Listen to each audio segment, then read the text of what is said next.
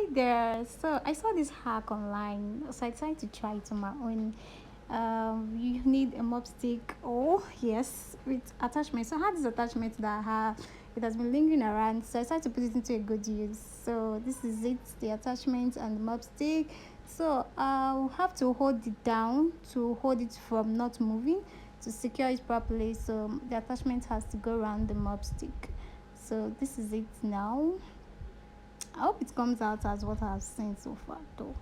So this is it. So to make it easier, so I had to hold the mop stick with my leg to secure it from moving because it was actually shaking.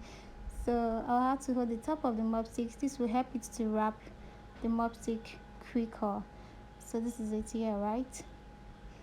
So afterwards, I had this rubber band that I used to secure the attachment to the mop stick in order for it not to unravel itself, right? So then I get my tie right. This is the scary part, but it came out very nice. And yes, so this is my tie into my hair, then unraveling it to see the outcome. So this part, my heart was actually panting, but I was like, okay, calm down, let's see how it will come out. Then this is the result. It came out very, very nice.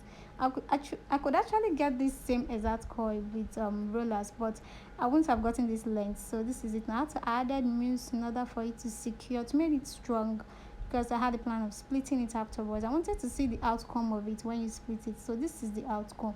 It came out really nice. You can see you can actually braid with these coils. Yeah, this is really nice. Okay, you can try this at home. Trust me, you'll love the outcome. All right, bye.